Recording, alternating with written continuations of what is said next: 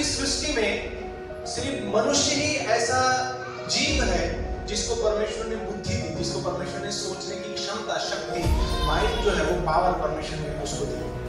हमारा मन जो है वो परमेश्वर की ओर से दी हुई एक सामर्थ्य है। परमेश्वर को अगर यहाँ इस पृथ्वी पर या हमारे जीवन में इस प्रकार का कार्य अगर उसको करना होता है तो परमेश्वर हमेशा मनुष्यों से उसके मन के द्वारा बातें करता है। हमारा मन जो है वो हमारी आत्मा का गेट है, एंट्री पॉइंट है, क्योंकि परमेश्वर ये बात बहुत अच्छे से समझता है कि सामर्थ्य मन में है। तो शैतान भी हमारे मन का इस्तेमाल करता है। हमारे मन की शक्ति जितना आप नहीं समझते शैतान समझता है। हमारी समस्या यह है कि हम हमारे मन को बहुत हल्का समझते हैं। हमारे मन को एक तो हम जानते नहीं या हमारे मन को हम समझते नहीं। अपने विचारों को बदलने के द्वारा अपनी परिस्थितियां बदल सकते हैं। सबसे पहले मैं आपको ये बात बताना चाहूंगा कि परमेश्वर ने मनुष्य को, आपको और मुझको जैसा वह है वैसा उसने हमको बनाया है। हमारा त्रिएक परमेश्वर है, उसने हमको भी 3 व्यक्तिमत्व दिए हैं, आत्मा, प्राण और शरीर। परमेश्वर ने एकदम अपने स्वरूप में, अपने समान उसने हमको बनाया। उसकी पूरी सृष्टि में सिर्फ मनुष्य ही ऐसा जीव है जिसको परमेश्वर ने बुद्धि दी, जिसको परमेश्वर ने सोचने की क्षमता, शक्ति, है ना, मन जो है वो सामर्थ, वो माइंड जो है वो पावर परमेश्वर ने उसको दी। लेकिन हमारी समस्या यह है कि हम हमारे मन को बहुत हल्का समझते हैं, है ना। हमारे मन को एक तो हम जानते नहीं या हमारे मन को हम समझते नहीं। हमारा जीवन ऐसे चलता है, कोई भी आए, कोई भी विचार आए, कोई भी विचार जाए, हम जैसा चल रहा है वैसा हम चलने देते हैं, है ना। हम जानबूझकर हमारे मन में परिवर्तन लाने के विषय में नहीं सोचते।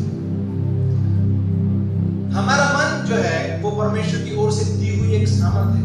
हेलो, कितने लोग ये बात जानते हैं? क्या सच में आप ये बात जानते थे? हमारा मन जो है वो एक सामर्थ्य है जो परमेश्वर ने हमको दी है। परमेश्वर को अगर यहाँ इस पृथ्वी पर या हमारे जीवन में इस प्रकार का कार्य अगर उसको करना होता है तो वो हमारे मन को अपडेट करता है। उसको किसी भी प्रकार का कोई प्लान हो या कोई उद्देश्य उसको पूरा करना है, अपनी इच्छा उसको पूरी करनी है, अपनी योजना उसको करनी है, उसकी महिमा अगर करनी है तो वो मनुष्य का इस्तेमाल करता है और वो मन के द्वारा। परमेश्वर हमेशा मनुष्यों से उसके मन के द्वारा बातें करता है। आप बहुत सारे लोग ये गवाही देते हैं कि मैं गाड़ी चला रहा था और परमेश्वर के आत्मा ने मुझसे बातें की। कैसे बातें की? आप बाइबल तो नहीं पढ़ रहे थे, है ना? क्योंकि परमेश्वर वचनों के द्वारा बातें करता है, लेकिन जरूरी नहीं कि वचनों के द्वारा जब वो बातें करता हो तब बाइबल आपके सामने खुली हो। वो आपके मन में अपने वचनों को डालता है और वचनों के द्वारा आपके मन से वो बातें करता है। वचनों के द्वारा अपनी आवाज को कंफर्मेशन देता है कि मैं तुमसे मैं बातें कर रहा हूं करके। कुछ उदाहरणों को हम देखेंगे कि कैसे परमेश्वर हमारी परिस्थितियां बदलने के लिए हमारे मन का इस्तेमाल करता है।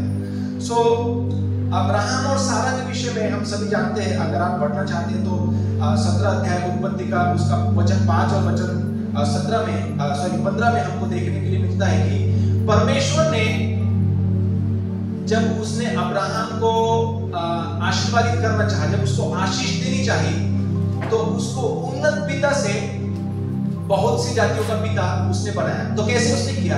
उसका नाम अब्राम था, है ना। बचपन से लेके उसके परमेश्वर के साथ एनकाउंटर होने तक उसका नाम अब्राम रहा, जब परमेश्वर ने उसका नाम नहीं बदला था तब तक। लेकिन जब 17वें अध्याय में परमेश्वर उससे बातें करता है, कहता है कि मेरी उपस्थिति में चलो सिद्ध हो जाए। और उसके बाद आगे हम 5 वचन तक पढ़ते हैं तो अब्राहम को परमेश्वर बोलता है कि अब से तेरा नाम अब्राम न रहेगा। वो उसका नाम चेंज करता है, उसको बोलते हैं अब से तेरा नाम अब्राहम होगा।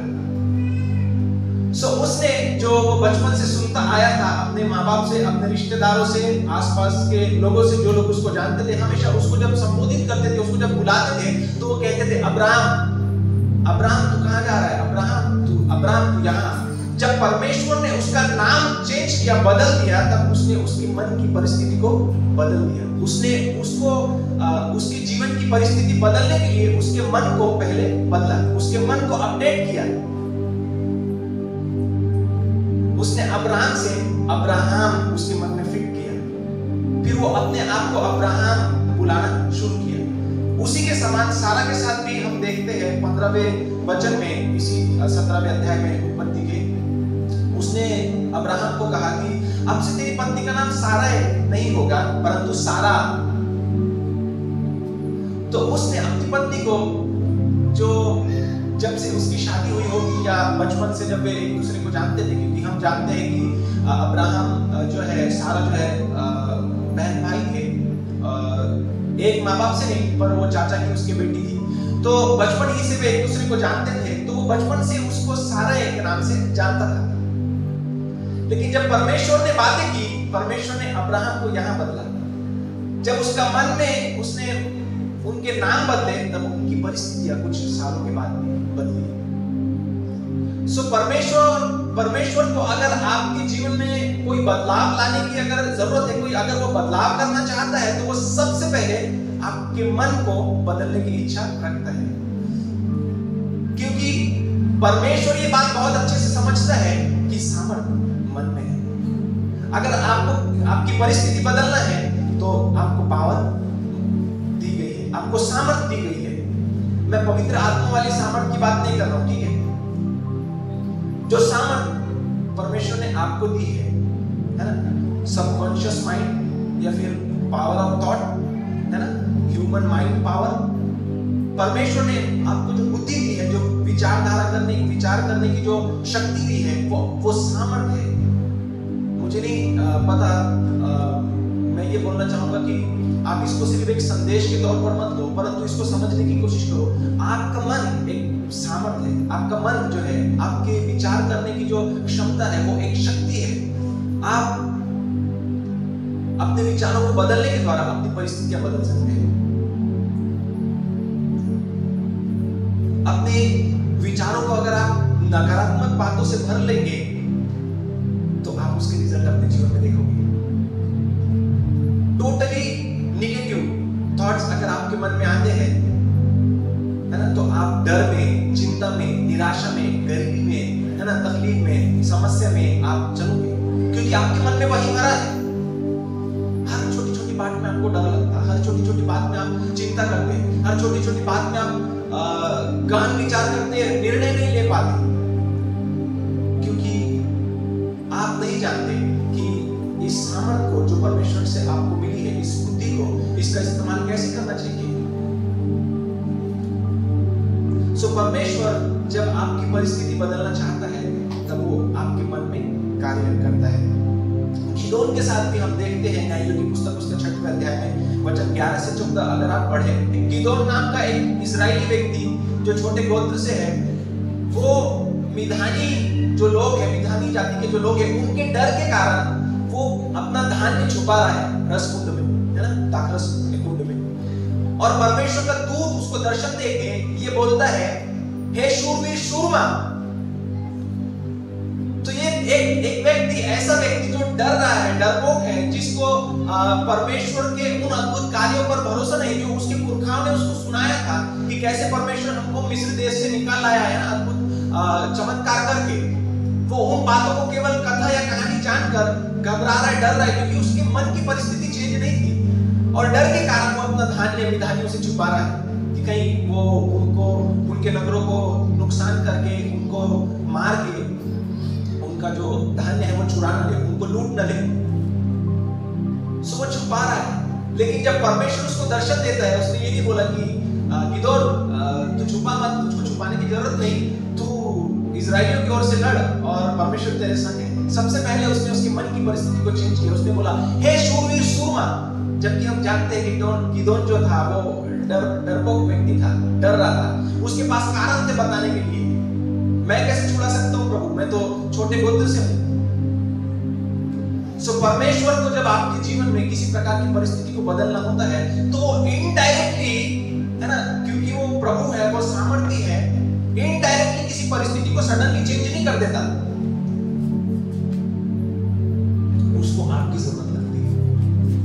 उसको आपकी परमिशन की जरूरत लगती है। आप बोलेंगे कि मैं क्या बात कर रहा हूं?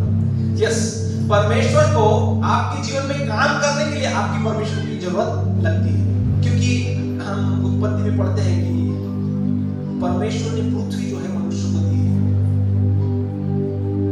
सो ये हमारा अधिकार करने का, राज्य करने का ये प्लेस है। और परमेश्वर जो हमारा प्रभु है, सबका स्वामी है, वो अगर खुद के नियम तोड़े तो वो न्यायी परमेश्वर नहीं ठहरेगा, पवित्र नहीं ठहरेगा। इसलिए वो अपने लॉ के अगेंस्ट काम नहीं करता, अपने नियमों के अगेंस्ट काम नहीं करता, वो अपने नियमों के अनुसार चलता है। इसीलिए वो पवित्र और धर्मी कहलाता है। सो वो इनडायरेक्टली आपके जीवन में काम नहीं करता, वो आपकी परमिशन लेता है। वो आपको अपने वचनों के द्वारा अप्रोच करता है, वो बात करता है, वो बोलता है। अगर आप तैयार हैं तो वो आगे बढ़ेगा, अगर आप तैयार नहीं तो वो किसी और को चुन के अपनी महिमा करेगा। हम देखते ही ऐसे बहुत सारे उदाहरण हमको बाइबल में देखने के लिए मिलते हैं। यूसुफ का उदाहरण देख सकते हैं, जब परमेश्वर ने आने वाले कई सालों की घटना, जो बातें होने वाली थी, उसके लिए जब वो यूसुफ को तैयार कर रहा था तो सबसे पहले उसको स्वप्न दिया। उसको स्वप्न में ये दिखाया कि तू कैसे अपने भाई बंधुओं से बड़ा होगा और तेरे भाई बंधु तुझे नमन करेंगे। एक नहीं वरन 2 बार परमेश्वर ने उससे बातें की, और ये बात को यूसुफ समझता था, इसलिए वो अपने भाइयों से, अपने माता पिता से ये बात बांटने के लिए या उनसे ये बात कहने के लिए कि तुम मेरे आगे झुकोगे, डरा नहीं, क्योंकि उसको भरोसा था कि ये बात परमेश्वर की ओर से है और ये पूरी होगी। सो परमेश्वर ने यूसुफ के मन की परिस्थिति को बदला।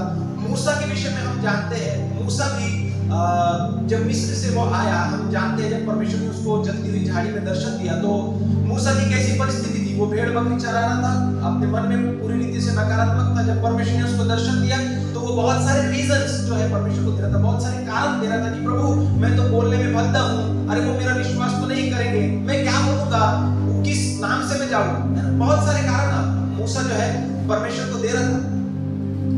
लेकिन परमेश्वर ने उसको सामर्थ्य, चिन्ह, चमत्कार उसको दिखाया और उसको बोला कि उनसे कहना कि मैं हूं ने तुझको भेजा है।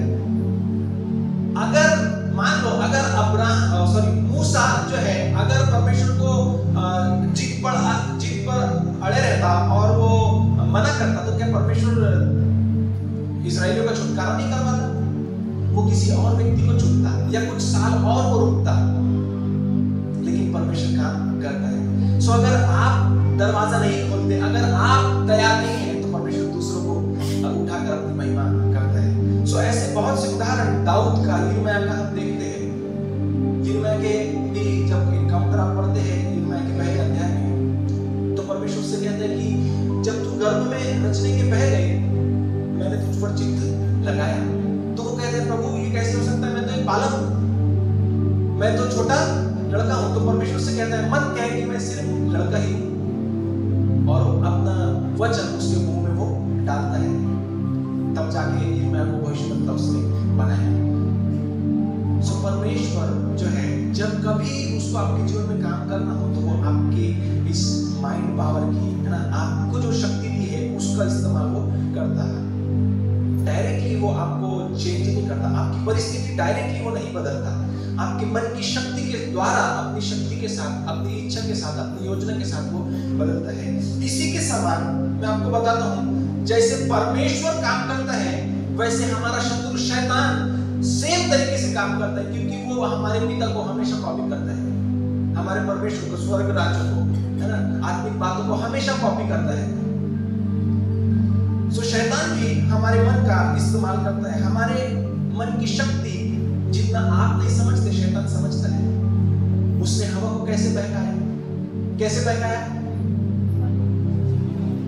जो बात, जो आज्ञा परमेश्वर ने आदम और हवा को दी थी, उसने उसको लेके उसको चेंज किया, रिस्क्रिप्ट किया और वही उनको प्रेजेंट किया। परमेश्वर ने बोला था कि किसी भी पेड़ के फल खा सकते, सिर्फ उन 2 पेड़ों के फलों को छोड़कर।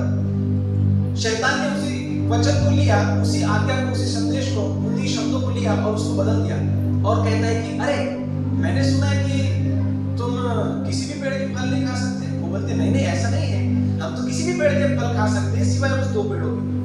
वो बोलता है कि ऐसा क्यों? तो परमेश्वर ने आज्ञा दी है कि जिस दिन तुम उस पेड़ का फल खाओगे उस दिन तुम मर जाओगे।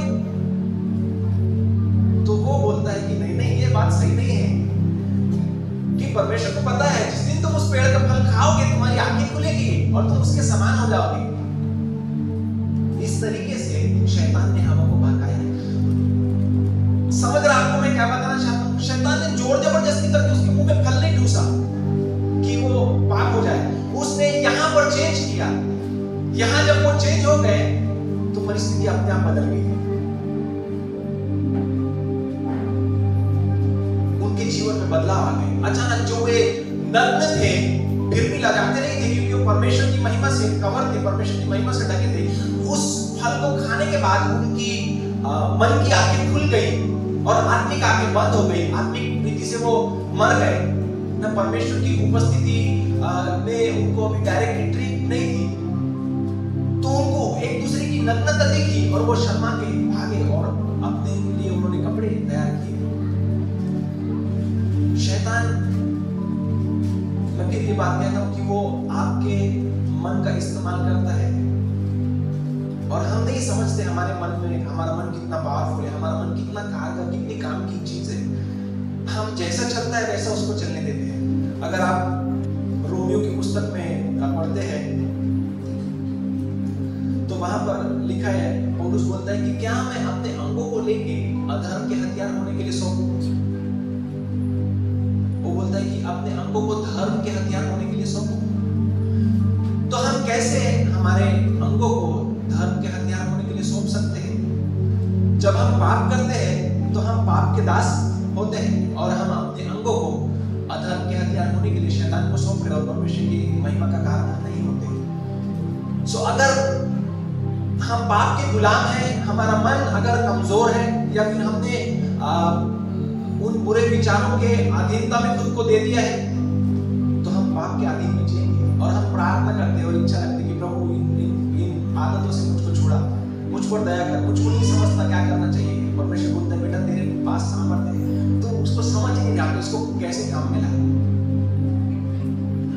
अय्यूब के विषय में भी हम इस बात को देखते हैं, शैतान ने कैसे उसके जीवन में काम किया। अगर आप पढ़ते अय्यूब की पुस्तक उसका पहला अध्याय वचन 5 में, जब जब भोज के दिन पूरे हो जाते तब तब अय्यूब उन्हें बुलवाकर पवित्र करता और बड़े भोर को उठकर उनकी गिनती के अनुसार होम बलि चढ़ाता था।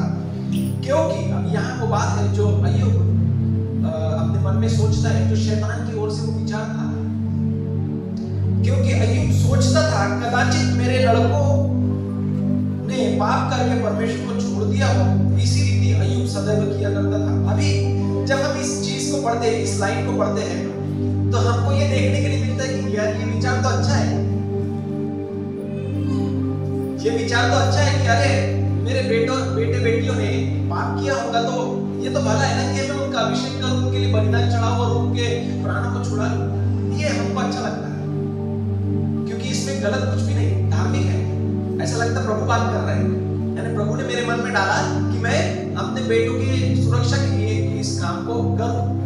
लेकिन अय्यूब के ऐसे विचार करने से शैतान के लिए एक दरवाजा खुला और वो परमेश्वर के पास गया और परमेश्वर को बोला कि अय्यूब के जीवन से ये सारी बातें हटा के देखो, तेरा मुंह पे निंदा करेगा।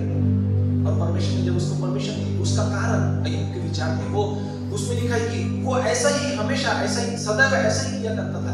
मतलब काफी समय से उसके विचारों के द्वारा, देखो जब विचार आप किस प्रकार के विचार करते हैं ये बहुत ज्यादा महत्व रखता है ना। इसलिए प्रभु यीशु मसीह ने बोला कि be careful what you here. आप क्या सुनते हैं ध्यान रखो, क्योंकि हमारा मन जो है वो हमारी आत्मा का गेट है, एंट्री पॉइंट है। कोई भी चीज, कोई भी अच्छा प्रभाव या फिर दुष्ट आत्मा की बातें या गंदा प्रभाव, बुरा प्रभाव आपके मन के द्वारा आपकी आत्मा में आता है और आपको अशुद्ध करता है ना। हमारे प्रभु यीशु मसीह ने बोला कि जो मनुष्य खाता पीता है, जो मुंह में जाता है, मनुष्य उससे अशुद्ध नहीं होता। मनुष्य उससे अशुद्ध होता है जो विचार मन से निकलते हैं, है ना। मन से क्या क्या निकलता है?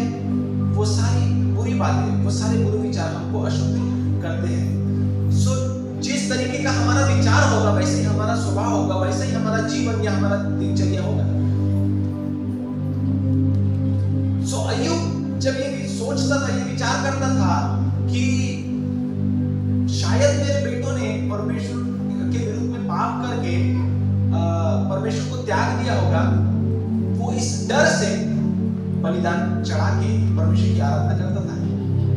अच्छा, आराधना करना, परमेश्वर के लिए बलिदान चढ़ाना, भेंट लाना, ये अच्छा है, लेकिन ऐसे कितने लोग हैं जिनको सिर्फ पाप क्षमा के लिए प्रार्थना करना अच्छा लगता है?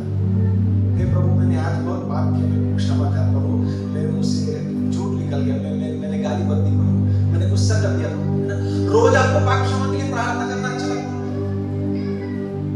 क्या पौलुस हमको नहीं बोलता कि ये पुराना जीवन छोड़ दो और आत्मा में चलो, शरीर के काम को त्याग दो?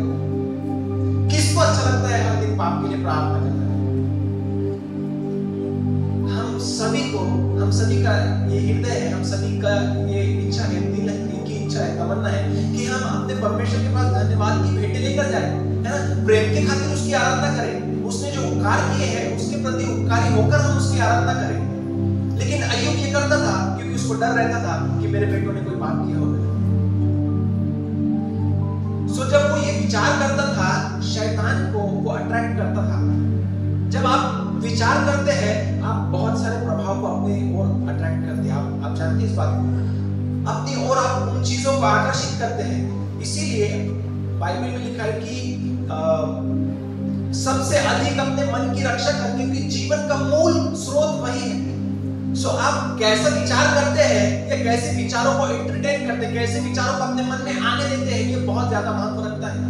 जब आप विचार करते हैं किसी प्रकार का, तो आप उन प्रभावों को, उन बातों को, उन आत्माओं को आप आकर्षित करते हो। सो अय्यूब जब वो ऐसा विचार करता था, उसने शैतान को काम करने के लिए दरवाजा खोला, और उसके जीवन में जो काम हुआ हम जानते हैं। आपको पता है, जब मूसा ने यरीहो के लिए 12 गुप्तचरों को भेजा, है ना? हम उस घटना को हम बहुत अच्छे से जानते हैं। तो जब वे लौट के आए, यहोशू और कालेब बात कर रहे थे कि अरे हमें ये सामर्थ है कि हम अभी जाकर उस नगर को ले लेंगे, चलो, क्योंकि वे परमेश्वर पर निर्भर थे। लेकिन वे 10 लोग क्या बोल रहे थे, उसको हम पढ़ेंगे। गिनती की पुस्तक उसका 13 अध्याय, आप पढ़ोगे उसको, वो क्या बोलते हैं उसमें आपको समझ आएगा। गिनती की पुस्तक उसका 13 अध्याय पढ़िए। त्या हमारे जो देश में आले होते, हां, त्याविषयी इस्रायल लोकांना त्यांनी एलिशा बातमी दिली. ते म्हणाले, तो देश फिरण्यासाठी आम्ही गेलो होतो, तेथे रहिवाशांना व्यापून टाकणारा आहे. तेथे आम्ही पाहिलेले सर्व मोठे द्वीपाळ आहे. तिथे डेप्ली घराण्यातील मनाकाचे वंशज आम्ही पाहिले. त्यांच्यापुढे आम्ही स्वतःच्या दृष्टीने थोडासा दिसतो आणि त्यांना एक हाँ, वो खुद के बारे में खुद की दृष्टिकोण रखते हैं, वो परमेश्वर का दृष्टिकोण यूज नहीं कर रहे, उनके विचार को प्रकट कर रहे, उनके विचार को बता रहे कि हम अपनी दृष्टि में उनके सामने टिड्डों के समान दिखाई देते हैं। सो मुझे बताओ, परिस्थितियों को देख के आप अपने मन की परिस्थिति को ठहराते हो, क्या ये सही है? हेलो, मैं आपसे सवाल कर रहा हूं। जब परिस्थिति आपके जीवन में आती है, तो उन परिस्थितियों को देखकर आपके मन की परिस्थिति आप तैयार करते हो, बनाते हो, क्या ये सही है? हाँ? आपका विश्वास या आपके मन की विचारधारा या परिस्थिति परमेश्वर के वचन पे बेस्ड होनी चाहिए। शैतान दिखाता कुछ है ताकि आपके जीवन में, आपके मन में परिवर्तन लाए और उसको काम करने का मौका मिले। यही उसने पतरस के जीवन में किया, है ना? जब यीशु मसीह पानी पे चला, पतरस को आज्ञा दी, पतरस भी पानी पे चला, और जब वहां पे लिखा है कि एक आंधी सी उठी, एक तूफान आया और पतरस का ध्यान प्रभु से हट गया। तो मतलब उसने बिजलियां चमकाई होगी या फिर तूफान, एक तेज हवा का झोंका लाया होगा, है ना? वो पानी का जो है लहरें उठाई होगी। तो इस परिस्थितियों के द्वारा उसने पतरस का ध्यान अपनी ओर खींचा। और जब संदेह, क्योंकि यीशु मसीह कहते हैं कि हे विश्वासी, तूने संदेह क्यों किया? यीशु मसीह पतरस को क्या बोलता है बचाने के बाद? तूने संदेह क्यों किया? तो डाउट्स जो है वो शैतान की ओर से होते हैं। कितने लोग ये बात जानते हैं दाऊद शैतान की ओर से होते हैं। हेलो, डाउट्स जो है वो शैतान की ओर से होते हैं, वो किसी भी चीज को लेकर हो। हमारे बहुत सारे लोगों के जीवन की ये दुखद बात होती है कि पति अपनी पत्नी पर या पत्नी अपने पति पर डाउट करती है। कभी पूछो अपने परमेश्वर से या अपने हृदय से कि मैं ये जो डाउट कर रहा हूँ, ये डाउट कर रही हूँ, क्या ये सही है? क्या ये सच में ऐसा है? क्योंकि शैतान कुछ परिस्थितियों को दिखा के, कुछ गलतफहमी आपके सामने लाके, कुछ दिखावे को दिखा के आपके मन में शंका का बीज, डाउट का बीज वो बो सकता है। मैं जो बात आपको बताने की इच्छा रखता हूँ गहराई से, वो ये है कि मैं एक्चुअली जो जहाँ से मैं शुरू किया था वहां से काफी दूर में आया, वापस उस जगह पे रहूंगा। कुरिन्थियों की मंडली के विषय में लिखा है, पौलुस बोलता है कि हम शैतान की युक्तियों से अनजान नहीं है ना, शैतान के जो टैक्टिक्स है, उसके जो प्लान्स है, उससे मैं अनजान नहीं। आज हमारे लिए ये सवाल है, क्या हम शैतान की युक्तियों को जानते हैं? कृष्ण भक्त मंडली की बात हो रही है, वो कुरिन्थियोस की मंडली थी, ठीक है। कुरिन्थियोस की मंडली शैतान की जो योजना है, उसके जो चाल है, उसको वो जानते थे, समझते थे। लेकिन क्या हमारे कृष्ण भक्त मंडली के सदस्य, क्या हमारे कृष्ण भक्त मंडली के लोग शैतान के कार्य करने की पद्धति को, उसके काम को समझते, जानते हैं? ये समझना बहुत ज्यादा जरूरी है। जब आप दुश्मन की चाल समझ जाते हो ना, तो 50% चांस बढ़ जाते हैं जीतने के, क्योंकि आपको पता होता है कि वो क्या करेगा, और आपको पता होता है कि मुझको कैसे बचना है, या मुझको कैसे बचाव करना है और उसको खत्म करना है। हमको ये जानने की, ये समझने की बहुत ज्यादा जरूरत है। शैतान आपके परिवार में विचारों के द्वारा जब वो काम करता है, तो वो गलतफहमियां आपके मन में डालता है और आपकी शांति भंग वो करता है। आपके घर में एक दूसरे पे भरोसा नहीं होता किसी को, है ना। ये सिर्फ पति पत्नी के बीच में नहीं होता, बच्चों के साथ में, माता पिता के साथ में ये होता है। सो जब आपके घर की परिस्थिति बिगड़ती है, तब आपने बजाय गुस्सा होने के और शारीरिक रीति से रिएक्ट करने के बजाय आपने शांत होकर ये समझना चाहिए कि इसके पीछे की आत्मा कौन सी है। जब आप इस चीज को पहचानेंगे, तब आप अपने परिवार की, अपने जीवन की शांति भंग होने से रोक सकते हैं। यही तरीका है शैतान काम करता है। आपको पहचानना है। कुछ बात हो गई और पति पत्नी के झगड़े हो गए, तो इधर से पत्नी अगर कुछ बोलती है, उधर से पति भी और ज्यादा बोलता है, फिर ये बढ़ते जाता है। इसका मतलब है आप एक दूसरे को समझ नहीं रहे। आप ये नहीं समझ रहे कि किसने तो भी आग लगा के हाथ सेक रहा है और आप लकड़ी के जलने का काम कर रहे हैं। या तो पत्नी ने या पति ने ये समझना चाहिए कि ये जो बात हुई है, इसको यहीं पे हमने खत्म करना चाहिए। अगर पत्नी बोल रही है, गुस्से के कारण बड़बड़ कर रही है, कुछ उसके मन में जो भी आ रहा है, तो समझना चाहिए पति को कि शैतान इसके मन में परिस्थितियों के द्वारा या विचारों के द्वारा काम करके हमारी शांति को चुराना चाहता है। चोर केवल चोरी करने के लिए, घात करने के लिए और नाश करने के लिए आता है। सो वो वही काम कर रहा है। अगर पति किसी बात से नाराज है, गुस्से में है और बातें कर रहा है, तो पत्नी ने ये समझना चाहिए कि शैतान इसके पीछे काम कर रहा है। ऐसा नहीं है, ध्यान दीजिए, जब किसी के मन में बुरे विचार आना या वो गुस्सा होता है, तो ऐसा मत समझिए कि शैतान उनके अंदर घुस गया। नहीं तो कुछ लोग डायरेक्ट बोलते शैतान शिर लगा। नहीं, शैतान को आपके मन की परिस्थितियां बदलने के लिए अंदर घुसने की जरूरत नहीं, वो बाहर से आपको विचार दे सकता है। हमारे लिए खुशखबरी ये है कि वो हमारे मन को नहीं जानता। मतलब हमारे मन में क्या विचार चल रहा है वो ये नहीं जानता। परमेश्वर इस बात को देख सकता है, जान सकता है, लेकिन शैतान नहीं जानता। सो हमको इस बात का फायदा उठाना चाहिए और जो भी विचार शैतान हमारे मन में लाता है उसको नकारना चाहिए, या परिस्थितियों के द्वारा जो वो चीजें निर्माण करता है उसको नकारना चाहिए। ऐसी परिस्थिति में जब परिवार में झगड़े झंझट होती है, आपने शांत होकर ये समझना चाहिए कि ये बात प्रभु की ओर से नहीं, ये विचार या ये गुस्सा जो करना जो है या ये गलतफहमी जो है, ये शैतान की ओर से है। जब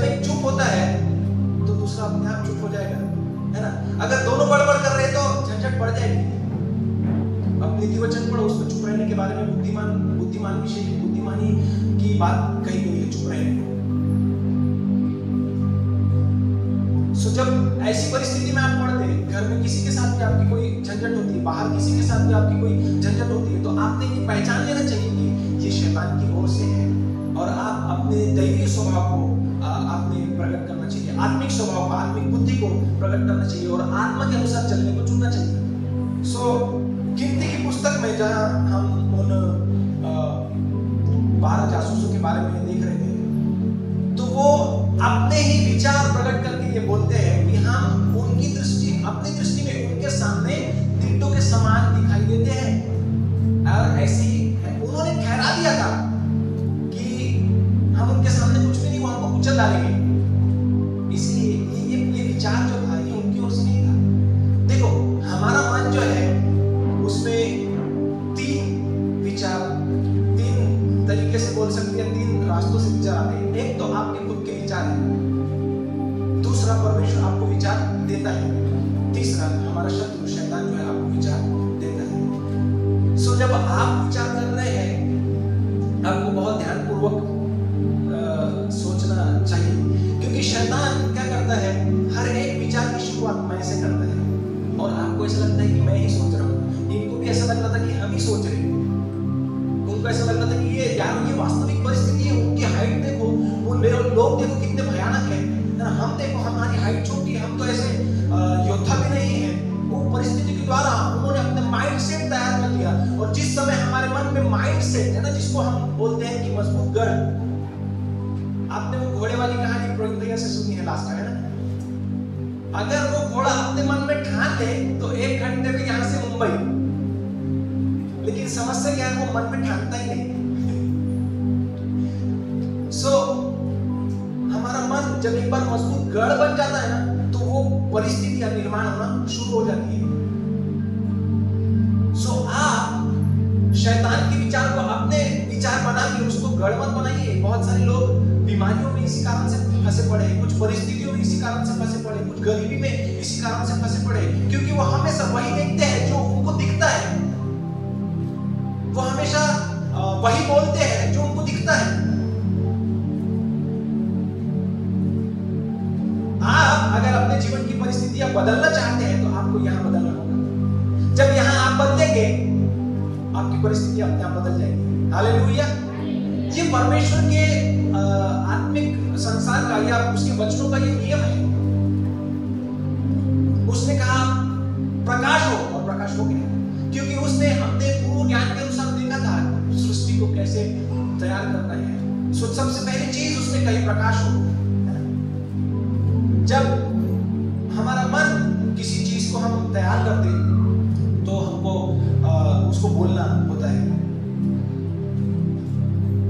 मैं ऐसे बहुत सारे उदाहरण लेकर आया हूँ। आप देख सकते हैं यूहन्ना की पुस्तक में शैतान ने कैसे यीशु मसीह को पकड़वाने के लिए यहूदा के मन में काम करा, है ना। और यीशु मसीह बोलता है कि वहां पर लिखा है कि शैतान यहूदा के मन में ये डाल चुका। तो अगर उसको आपके जीवन में काम करना है तो वो आपके मन को अपने ताबे में, अपने अधिकार में करने को वो सोचता है। ये हम उत्पत्ति से लेकर काफी दूर तक हम इस चीज को पढ़कर समझ सकते हैं, लेकिन हम इसको समझने के बावजूद अपने जीवन में करते हैं। हमको बाइबल इंस्ट्रक्ट करती है डायरेक्टली, साफ शब्दों में, कि सबसे अधिक अपने मन की रक्षा कर, क्योंकि ये जीवन का मूल स्रोत है। अच्छा, क्योंकि बाइबल ये नहीं बताती कि इसको करना कैसे है, इसलिए हम डिपेंड हो जाते हैं कि कोई हमको सिखाए या समझाए, है ना। आप पवित्र आत्मा पर निर्भर होना सीखिए, पवित्र आत्मा हमको सिखाएगा। हमारे मन की परिस्थितियां बदलनी जरूरी है। उसने आप देखते हैं हेरोदेस राजा जो था, जब यीशु मसीह का जन्म हुआ और कैसे शैतान ने उसके मन में काम किया, और जो 2 साल से कम उम्र के बच्चे थे उनको मरवा डाला। किस लिए? ज्योतिषियों ने जो यीशु मसीह को नमन करने आए थे उसको धोखा दिया था, और ये बात से वो घबरा गया था कि अब कोई नया राजा पैदा हुआ है जो महासामर्थी है, तो मेरा राज्य समाप्त हो जाएगा। तो उस डर से उसने क्या करा कि ये तो छोटा है, अभी तो कुछ नहीं करेगा ना, इसलिए उसको मरवा डाल दिया। लेकिन मुझको एग्जैक्टली पता नहीं है कि वो कौन है, तो उसने ऐसा आज्ञा निकाली थी, आज्ञा दी थी कि जितने भी बच्चे यहूदियों के 2 साल के नीचे उनको सबको मरवा डाला। ये काम शैतान की ओर से। कुछ विद्वान समझते हैं कि हेरोदेस जो था राजा, वो दुष्टात्मा से ग्रसित था, जो ऐसे क्रूर काम उससे करवाती थी। हमारे देश का जो सिस्टम है ना, हमको ऐसा लगता है कि कोई सरकार ऊपर बैठ के चला रही है, लेकिन आप बाइबल पढ़ो, जब आप परमेश्वर की आत्मा के दृष्टिकोण से पढ़ोगे तो आपको पता चलेगा कि इस संसार के या इस देश के ऊपर भी एक आत्मिक संसार है, एक आत्मिक देश है जो आपको चलाता है। इस सिस्टम के ऊपर एक प्रिंसिपलिटी है, एक प्रभुता करने वाली दुष्टात्मा है जो कार्य करती है, जो नए नए नियम को, नए नए कानून और कायदों को निकालती है, जो परमेश्वर के राज्य के, उसके बेटे बेटियों के विरोध में हो, जबकि हमारे भारत का संविधान कुछ और बताता है।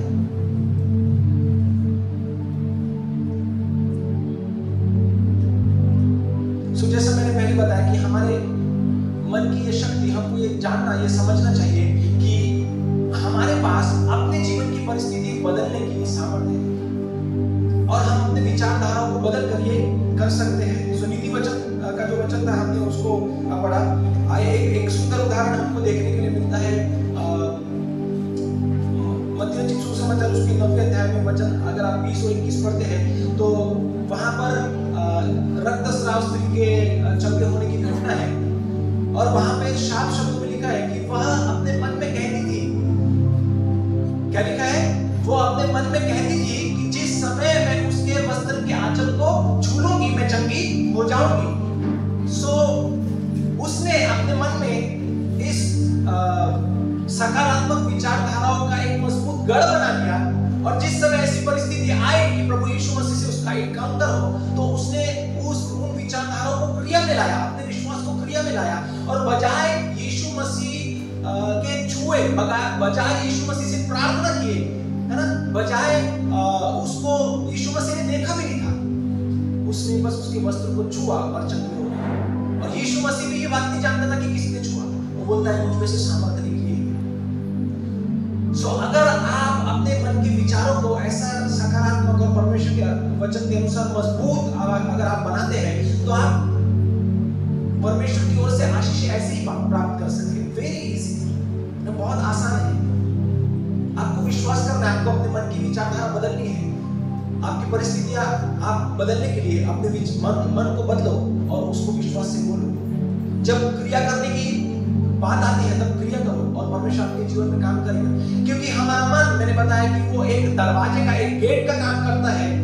अगर परमेश्वर कुछ विचार आपको दे रहा है और अगर आप उसको एक्सेप्ट करते हो तो परमेश्वर आपके जीवन में काम करेगा। अगर परमेश्वर आपके मन में कोई विचार डाल रहा है या वचन देता है, अभिवचन देता है और आप उसको एक्सेप्ट नहीं करते, है ना, तो आपके जीवन में वो काम नहीं करेगा। मुझको मेरे एक दोस्त की याद आई, भूषण नाम का एक लड़का यहाँ आता था जिसने 1-2 बार अपनी कलीसिया में डांस किया है ना, प्रभु यीशु मसीह के गाने पर। वो बहुत सुंदर डांसर है और लास्ट कुछ साल पहले उसके पैरों में, दोनों पैरों में प्रॉब्लम हुई। प्रॉब्लम किस प्रकार की थी किसी को नहीं समझ आई क्या था, लेकिन उसने अपने मन में ये दृढ़ गढ़ बना लिया था कि इलाज, इस ऑपरेशन ही इसका इलाज है, यही एक रास्ता है। मैं और मेरे कुछ जो साथी भाई लोग थे, सतीश का जो लोगों को मैं लेकर गया और उसको समझा रहा हूँ कि अगर तू विश्वास करे तो परमेश्वर तुझको ऐसे खड़ा कर देगा चमत्कार के द्वारा। पर उसने बोला हाँ भैया ये बात बराबर है, आप जो बोल रहे हैं सब कुछ सही है, लेकिन अगर परमेश्वर ने ही ये रास्ता खोला होगा तो ऑपरेशन का, अरे दुख की बात है। परमेश्वर की कलीसिया के लिए या उसके बेटे बेटियों के लिए ये दुख की बात है कि आप अत्यंत महान और पवित्र परमेश्वर के बेटे बेटी होने के बावजूद भी अपनी बुद्धि को इतना सीमित रखते हैं कि आप चमत्कार की अपेक्षा भी नहीं करते, इच्छा भी नहीं रखते। बहुत सारे लोग, मुझको सब बुरा लगता है, बहुत सारे लोग यहाँ आकर प्रार्थना के लिए रिक्वेस्ट देते हैं, मेरे हमारे लिए प्रार्थना करो, फलाने व्यक्ति का ऑपरेशन है, प्रभु उस ऑपरेशन को आशीषित करे। मुझे माफ करना, अगर ऐसा कभी आप प्रार्थना रिक्वेस्ट मेरे पास लाओगे तो मैं ऐसी प्रार्थना नहीं करूंगा कि प्रभु ऑपरेशन को अच्छा करे। बजाय इसके मैं ये प्रार्थना करूंगा कि वो ऑपरेशन कैंसिल हो। आपको शायद याद होगा तन्मय ने यहाँ आकर गवाही दी थी। हम लोग, मैं और नयन प्रार्थना के लिए निलोना गए थे और उसका फोन आया और उसने बोला कि दादा परिस्थिति खराब है, मम्मी का कल ऑपरेशन है और डॉक्टर ने ऑपरेशन का बोला है, सो आप प्रार्थना करो कि प्रभु काम करे। मैंने उससे एक सवाल किया, तेरी क्या इच्छा है कि मैंने क्या प्रार्थना करना चाहिए? क्या मैं ये प्रार्थना करूं कि ऑपरेशन अच्छा हो, डॉक्टर को प्रभु सहायता मदद करे? क्या मैं ये प्रार्थना करूं कि ऑपरेशन ही ना हो?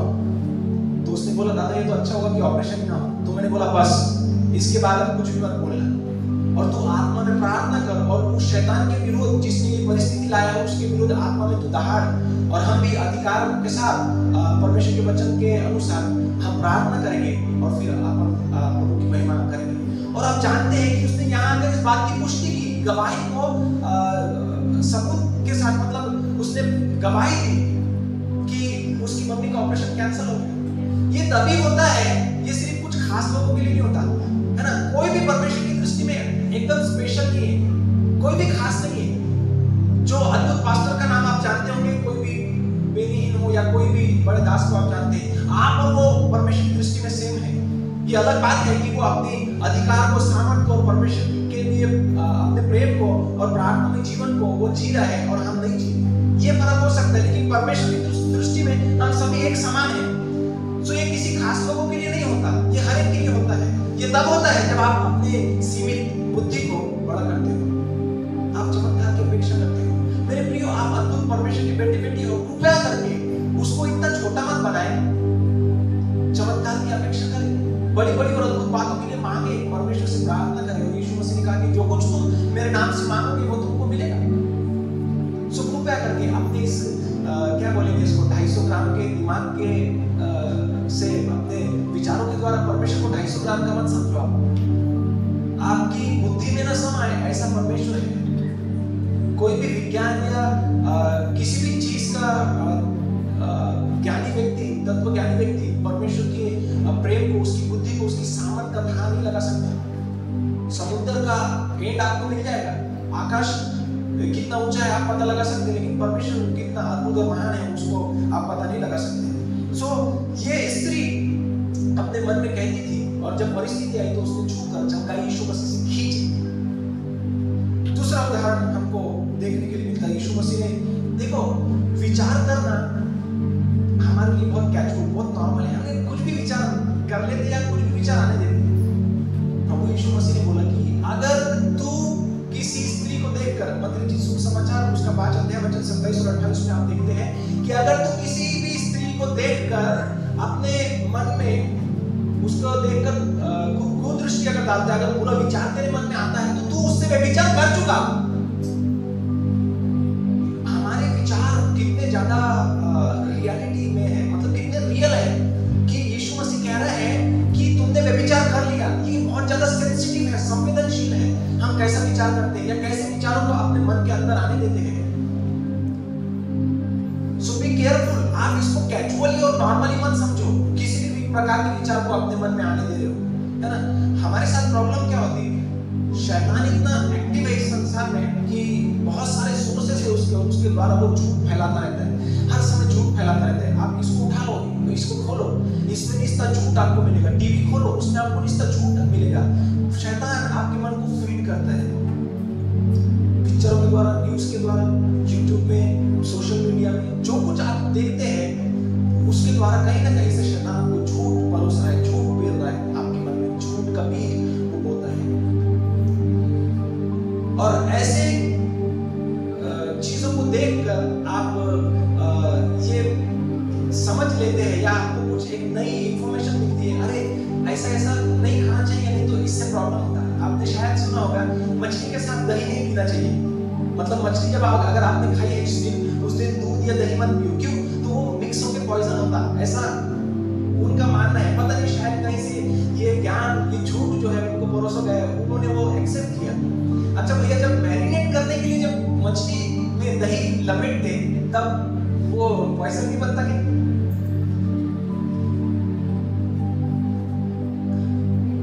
शैतान वो अपना धंधा खोल के बैठा है और झूठ परोस रहा है ना, और हम झूठ लेते भी हैं, ये दुख की बात है।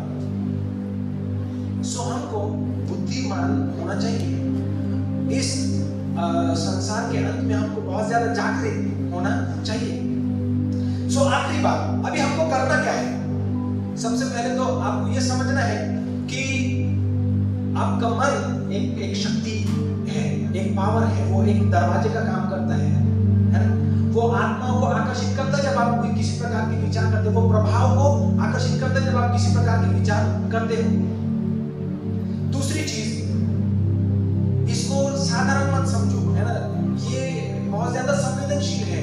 हमारे मन में विचार जो आते हैं वो रियलिटी में बदल सकते हैं। इसलिए प्रभु यीशु मसीह ने बोला, जो हमने अभी वचन सुना, कि तुम उससे मन में विचार कर चुके। सो सबसे पहली चीज अभी हमको क्या करनी है? तो हमको हमारे मन को गेट करना है, हमको प्रोटेक्ट करना है। जैसे हमने वचन में सुना या पढ़ा कि सबसे अधिक अपने मन की रक्षा कर, क्योंकि जीवन का मूल स्रोत वही है। तो हमको हमारे मन की रक्षा करनी है। आप खुद एज अ गेट कीपर अपने मन को सुरक्षा दे सकते हैं। कोई भी विचार जब आपके पास आता है तो उसको इस चश्मे से चेक करो, इस चश्मे से चेक करो, उसको वहीं पे रोको और उसको चेक करो। अगर वो परमेश्वर के वचन के हिसाब से ठीक ठाक है, सही है, तो उसको अंदर लेना। अगर वो परमेश्वर के वचन के विरोध में बात करता है तो उसको लात मार के निकालना चाहिए, है ना? कुरिन्थियों की पुस्तक में अगर आप पढ़ते हैं तो उसमें लिखा है कि हमारे लड़ाई के हथियार शारीरिक नहीं परंतु गढ़ों को ढा देने के लिए परमेश्वर के द्वारा सामर्थ्य है। तो वो क्या कहता है कि हम हर एक कल्पनाओं को, हर एक विचार को जो परमेश्वर की पहचान के विरोध में उठती है, खंडन करते हैं और यीशु मसीह की आज्ञाकारी बना देते हैं। सो यही हमारा कार्य होना चाहिए। हमने हर एक विचार को जानबूझकर सोचते समझते हुए उसको परखना चाहिए, और अगर वो परमेश्वर की महिमा के विरोध में है, अगर परमेश्वर की पहचान के विरोध में है, तो उसको खंडन करना चाहिए, उसको नकारना चाहिए। एक अच्छी बात मैं आपको बताता हूँ, जब कभी किसी के मन में बुरा विचार आता है तो वो ये सोचता है कि अरे यार मुझसे पाप हो गया। मेरे भाई, पाप विचारों के द्वारा पाप होने से पहले जब वो आपके मन में दस्तक देता है ना, उसको वहीं से भगा दो। वो विचार शैतान की ओर से है, आपका खुद का जनरेट किया हुआ विचार वो नहीं है, इसलिए आप पापी नहीं ठहरते उस परिस्थिति में। तब आप तभी गलत या पापी ठहरोगे जब आप उस विचार को एंटरटेन करोगे, उसको अंदर आने दोगे, जैसे हवा ने किया था। नहीं, ऐसा नहीं। हम सभी पेड़ के फल खा सकते हैं, सिर्फ वो वाला छोड़ के। सो किसी भी विचार को एंटरटेन मत करो। याकूब की पुस्तक में हमको देखने के लिए मिलता है कि हर एक मनुष्य अपनी अभिलाषा से खींचकर पाप में पड़ता है। सो आपकी शारीरिक अभिलाषा, आपकी शारीरिक भूख प्यास जो है, वो आपको पाप की ओर लेके जाती है। सो जब शारीरिक भूख आती तो सबसे पहले आपके मन में आपको सिग्नल मिलता है। अगर वो गलत है तो आपको उसको वहीं रोकना है, तब जाके आप अपने मन की सुरक्षा कर सकते हैं। मैं ये बात फिर कहना चाहूंगा कि परमेश्वर जैसे आपके जीवन में काम करने के लिए आपके मन का इस्तेमाल करता है, सेम तरीके से शैतान भी आपके जीवन में काम करता है। और आपको यह अधिकार दिया गया है कि आप अपनी लाइफ को रन करें, और वो भी परमेश्वर के नियम के अधीन होकर या उसके वचन के अधीन होकर, उसके आत्मा के, उसके अधिकार के, उसकी प्रभुता के अधीन होकर। लेकिन अगर आप जैसा आपको चाहिए वैसा ही जीवन जी रहे हैं, कैसे भी विचार आपके मन में आ रहे, कैसे भी विचार आप कर रहे हैं, तो आप शैतान के शिकार हो सकते हैं। आप अपने आप से पूछोगे, मेरे जीवन में कुछ जो परिस्थितियां हैं वो सच में प्रभु की इच्छा है क्या? मैं इसी के लिए मतलब ये मेरे जीवन में परिस्थिति है कि मेरे मन के जो विचार है वही मेरी परिस्थितियां हो, है ना? एक बहुत अच्छा वचन आप नीति वचन में हमको पढ़ने के लिए मिलता है कि जैसा वह विचार करता है, जैसा वह सोचता है, वैसा वह आप है। सो आपकी विचारधारा ये प्रकट करती है कि who you are, है ना? आप कौन है, आपकी विचारधारा बता देती है। So don't be negative ever, है ना? कभी भी आप नकारात्मक न रहे, हमेशा सकारात्मक रहे, हमेशा प्रभु पे निर्भर रहे। सकारात्मक होने का मतलब, मेरे कहने का ये मतलब नहीं कि आप आत्मनिर्भर रहे। आत्मनिर्भर से ज्यादा आप प्रभु पर निर्भर होना सीखें, उसके वचन पर विश्वास करें और अपने मन को आप सुरक्षा करें। अगर आप अपनी परिस्थिति आज बदलना चाहते हो, सकता है वो आपकी घर की परिस्थिति हो, फाइनेंशियल आपकी परिस्थिति हो, या आपका फिजिकल जो प्रॉब्लम है, कोई बीमारी से अगर आप जूझ रहे हैं, बार बार आपको एक ही बात के लिए प्रार्थना करना पड़ती है, तो आज आप अपने मन को तैयार करो, अपने मन में एक मजबूत गढ़ को बनाओ कि यीशु के मार खाने से मैं चंगी हुई हूँ, मैं चंगा हुआ हूँ। यीशु मसीह इसलिए निर्धन बना ताकि मैं धनवान हो जाऊँ। सो आपकी फाइनेंशियल ब्लेसिंग्स जो है वो आपकी आशीष है, उसको रिसीव करो। परिस्थितियों की ओर देखकर आप खुद को गरीब या छोटा या ये मत समझो कि ऐसा ही परमेश्वर चाहता है कि मैं जीवन जीऊं।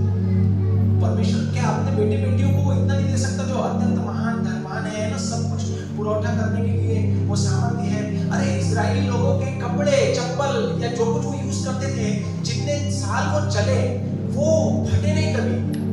उनका साइज बढ़ता गया, आपको पता है, चप्पलों के साइज बढ़ते थे। उनके पास जो कपड़े थे, कपड़े जो छोटे बच्चे थे वो बड़े हो रहे थे, उनको पहनाने के लिए कोई नए कपड़े नहीं थे, तो उनके साथ साथ कपड़े भी उनके बढ़ते थे। परमेश्वर जब ऐसे चिन्ह चमत्कार कर सकता है तो क्या वो आपकी छोटी मोटी जरूरतें पूरी नहीं कर सकता? प्रॉब्लम ये है कि आपने उसको रोके रखा है अपने विचारों के द्वारा। नहीं, ऐसा थोड़ी होता है ना, ऐसे नहीं हो सकता।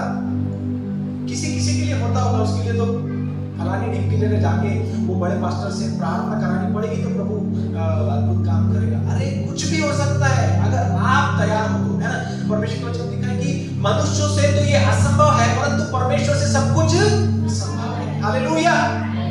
सो आप परमेश्वर की ओर खड़े हो जाओ, अपने विचारों को बदलो, अपने माइंडसेट को जो आपके हो या शैतानी गढ़ हो उसको तोड़ के आप परमेश्वर के वचन के विचारधारा को तैयार करो। इसीलिए हमको नए नियम में भी याकूब की पुस्तक में देखने के लिए मिलता है और भजन संहिता 1 में हमको देखने के लिए मिलता है कि जो दिन रात परमेश्वर के वचन पर ध्यान करता रहता है, मनन करता रहता है, वो किसके समान होगा?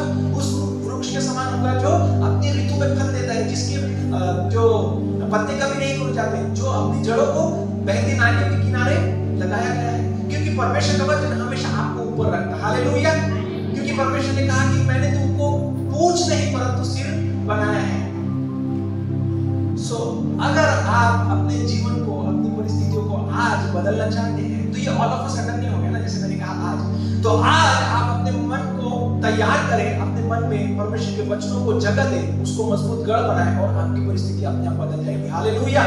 क्योंकि लूका रचित सुसमाचार में लिखा है कि परमेश्वर का वचन प्रभाव रहित नहीं परंतु प्रभावकारी है ना। यशायाह की पुस्तक में लिखा है कि परमेश्वर का वचन ऐसा नहीं कि वो अपने काम किए बिना लौट जाए। जैसे आकाश से बारिश होती है, जमीन को उपजाऊ बनाती है और फिर परमेश्वर के पास लौटती है, वैसे परमेश्वर का वचन है। वो अपना काम पूरा किए बिना परमेश्वर के पास यूं ही नहीं लौट जाती, वैसे परमेश्वर का वचन भी है। सो क्या वो जो उन लोगों के लिए काम करता था आपके लिए काम नहीं कर सकता? हमारा परमेश्वर जिंदा परमेश्वर है, वो सबके लिए काम करता है। लेकिन हमने गेट लगा के बैठा है, हम गेट लगा के बैठे परमेश्वर के लिए। यीशु मसीह बोलता है कि मैं तेरे द्वार पर खड़ा खटखटाता हूं, अगर तू द्वार खोलेगा तो मैं भीतर आऊंगा। हालेलुया। अगर तू द्वार नहीं खोलेगा तो मैं नहीं आ सकता, दूसरे के द्वार पे जाऊंगा। आमीन। आइए हम प्रभु के लिए तालियां बजाओ, उसको धन्यवाद।